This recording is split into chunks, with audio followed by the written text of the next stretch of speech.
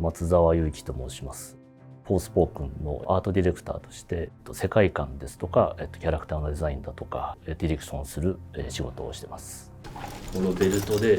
擦れないようにここに巻いたっていうイメージ。こういうのが動いた時にこうバサバサってこうなるとその動きをすごく強調するので、それがあってマントを選んでますね。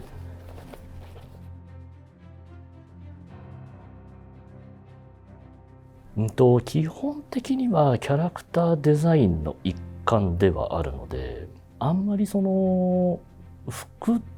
としてすごく主張が強すぎたりすることもよくなくて、その人物キャラクターとその人のその劇中での役回りみたいなところをうまく邪魔せずサポートしみたいな、大事なデザインの一要素というふうに捉えてます。たくさんあるんですけれども、一番大きいのは、現実の世界から異世界に来たフレイという人物を分かりやすく表現するために、その現代的な現実的な要素、スニーカーですとか、それから T シャツみたいなところと、それからファンタジー世界で手に入れたマントだとか腰のベルトっていうものがうまく喧嘩しないようにちゃんと一つのデザインの中にしっかり収まるようにっていうところをすごく大切にしてデザインしました。一応ゲーム中にはあんまり出てこないんですけど、ここにナイフが入っていたりとか、ここにロープを持ってたりとか、ちょっとした小袋がついてたりとかっていうのが、こういうものを使って旅してるんだなっていうちょっと想像力をかきたててもらえばなっていう感じですね。フレイのデザインの中で一番重要視しているのがフレイの右斜め後ろから見たところ、そこが一番そのプレイヤーがプレイするときに一番よく見るところだからなんですね。でここで全部の要素、その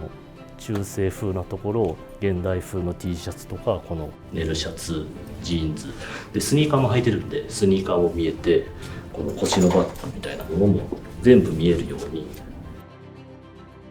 コンセプトアートとして描いたデザインを 3D のモデルに、ゲーム上のモデルに起こすキャラクターモデリングチームっていうのがあるんですけど、コンセプトアートを見て実際に 3D モデルに起こすときに服の構造がどうなっているのかとか、実際にこうなんかくしゃくしゃっとした布を開いたらどういう形なのかみたいなのがすごく分かりづらいので、そこを一回、実物に起こして、でそれを 3D スキャンしたいっていう要望が上がってきたんですね。実際やってみた結果なんですけど、最初のコンセプトアートの段階では曖昧だった形状っていうのもきっちりと立体的な布で作った形状に起こしてもらえて、しかもその縫い線の位置とかに曖昧なところがないので、それがすごくそのまま実際の 3D の形状に起こしていけるので、